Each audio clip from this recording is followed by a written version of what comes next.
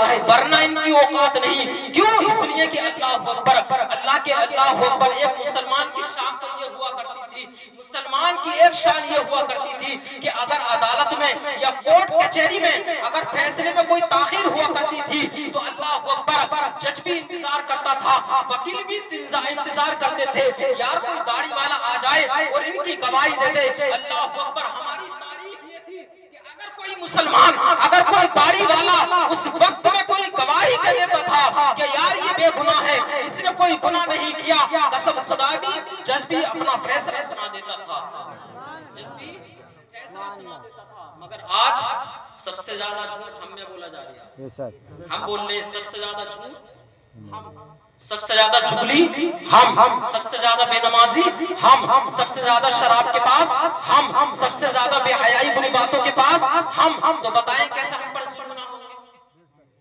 کیوں نہیں ہوں گے ہم پر ظلم؟ ہوں گے، اس لیے ہوں گے. اور ہم کیا کہتے ہیں؟ یار یہ جو ہمیں ستا رہے ہیں ان پر اللہ عذاب نہیں کرتا.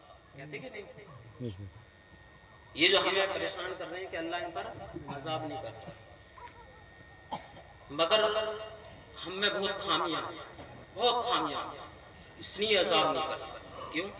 بھئی ہم خود مطلب برے طریقوں پہ چل رہے ہیں، ہمارے خود مطلب برے طریقے ہیں، بہت برے طریقے. اگر مسلمانوں کی ہسٹری کو اگر دیکھا جائے، اس ماحول کا اگر معاوضہ لیا جائے، جائزہ لیا جائے، تو اکثر اپنے مسلمانوں میں کوئی شراب پیتا ہوا نظر آ رہا ہے، کوئی چوری کرتا ہوا نظر آ رہا ہے، کوئی ماں باپ کو ستاتا ہوا نظر آ رہا ہے، کوئی ادھر ادھر کی باتیں لگا رہا ہے، کوئی چغلی کرتا ہوا نظر آ رہا ہے.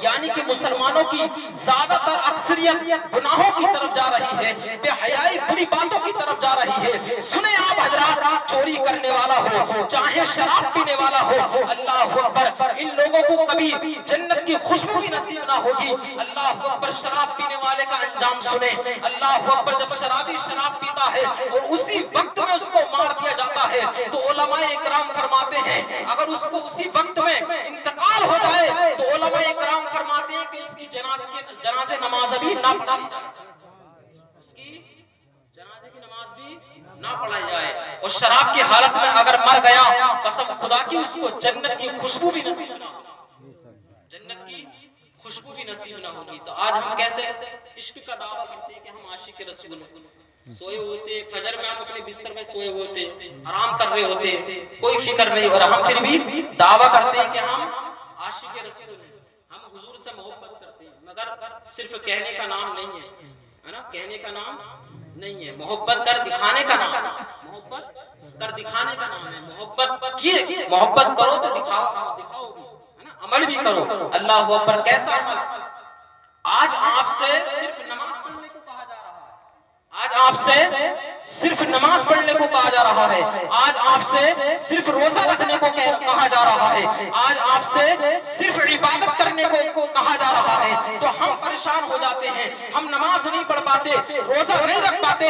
اللہ اکبر. مگر صحابہ کا ایمان دیکھو، ولیوں کا ایمان دیکھو. کسی ولی نے اپنے بیٹے کی گردن کٹا دی دین کے خاطر، کسی صحابی نے اپنے بیٹے کی گردن کٹا دی صرف دین کے خاطر، ولیوں نے اپنی قربانیاں دے دی صرف دین کے خاطر. مگر ہم سے نماز نہیں پڑھی جا رہی، ہم سے روزے نہیں رکھے جا رہے، ہم سے قرآن کی تلاوت نہیں کی جا رہی. قسم خدا کی کیسا عشق ہونا چاہیے، میں آپ کو بتا دوں کیسا عشق ہونا چاہیے. اللہ اکبر. عشق کو ہونا چاہیے. حضرت ابو بکر صدیق ہیں اور ایک طرف کفار مکہ ہے، ایک طرف حضور کی قوم ہے اور ایک طرف کفار مکہ ہے. اللہ اکبر. حضرت ابو بکر صدیق حضور کی طرف ہے اور کفار مکہ کی طرف ان کا بیٹا.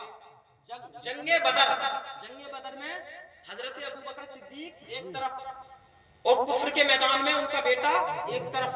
اللہ اکبر. عشق ایسا ہونا چاہیے. صرف یہ مت تو کہ ہم حضور سے محبت کرتے اور نماز نہیں پڑھتے، روزہ نہیں رکھتے، قرآن کی تلاوت نہیں کرتے. نہیں کرو. کیوں؟ اللہ اکبر. کیا ہم نماز نہیں پڑھتے تو حضور کو تکلیف نہیں پہنچتی ہوگی؟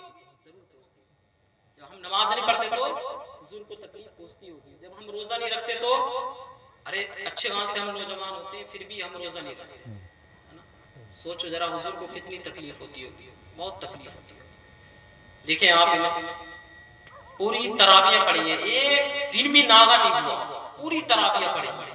اتنے بزرگ ہوتے ساتھ اور ہم نوجوان ہوتے ساتھ گھر میں رہتے ہیں، مستیاں کرتے ہیں. مگر کیا یہ سب عشق سے ہوا کرتا ہے؟ سب عشق سے ہوا کرتا. صحابہ نے, ارے بھائی اولاد کس کو پیاری نہیں ہوتی, سب کو پیاری ہوتی ہے, مگر صحابہ نے, ولیوں نے اپنے بیٹے قربان کی, اپنی زندگیاں قربان کر دی. کیوں؟ صرف عشق تھا حضور سے. ایسے عشق ہونا چاہیے. تو کیا ایک طرف حضرت ابو بکر صدیق اور دوسری طرف کفار مکہ کی طرف ان کا بیٹا.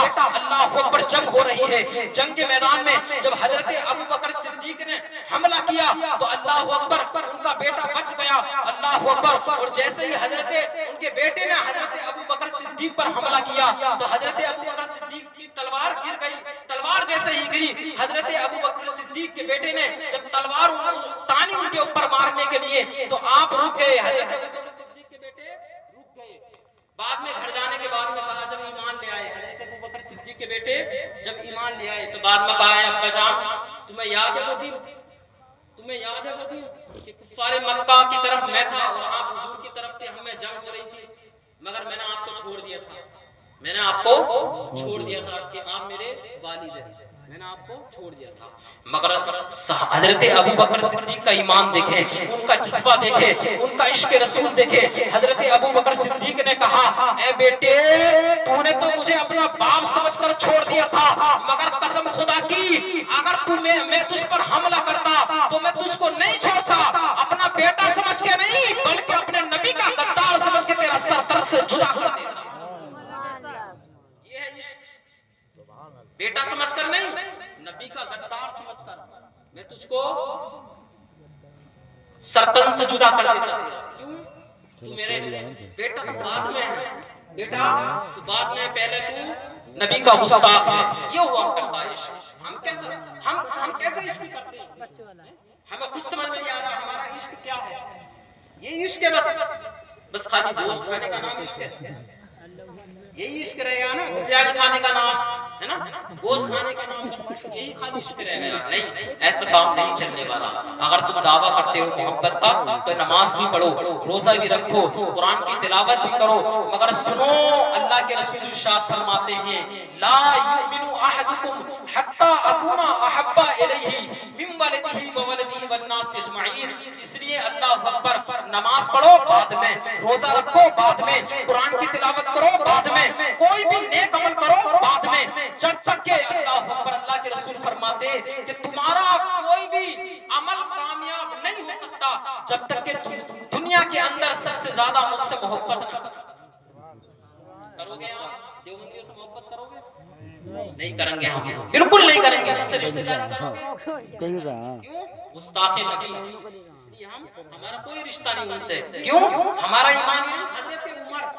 حضرت عمر حضور کی شان میں حضور کے پاس گئے اور کہا اے اللہ کے رسول, آپ نے یہ کہا کہ سب سے زیادہ مجھ سے پیار کرو تب اس کا ایمان مکمل ہے, مگر اور کہا کہ اپنی جان سے بھی زیادہ مجھ سے محبت کرو, اپنی جان سے بھی زیادہ.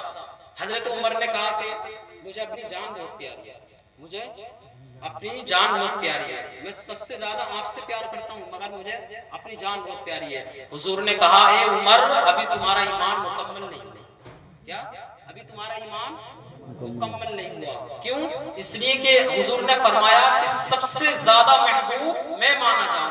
تو حضرت عمر نے پھر کہا کہ حضور میری جو جان ہے ایسی جان آپ پر 1000 قربان کر دوں. تب حضور نے کہا کہ اب آپ کا ایمان, تب آپ کا ایمان مکمل ہوگا. یہ ہوتا ہے عشق. اس کو عشق کہتے ہیں. کیا؟ بیٹے کو بالکل ختم کرنے کا ارادہ بنا لیا آپ نے. کیوں؟ کیونکہ گستاخ نبی تھا, اس لیے. بیٹا بعد میں تھا. اللہ اکبر. حضرت اویس کرنی کو کون نہیں جانتا؟ حضرت اویس کرنی یہ حضور کے زمانے میں گزرے ہیں, حضور کا زمانہ آپ نے پایا ہے, مگر اتنی محبت تھی حضور سے, بے پناہ محبت, بے پناہ محبت تھی حضور سے, بے پناہ محبت. اتنی محبت کہ آپ کی والدہ جو تھی ماں, وہ بزرگ تھی, اور آپ یمن جو ہے نا, یمن یہ مکہ سے بہت کافی دور ہے, مدینے سے, تو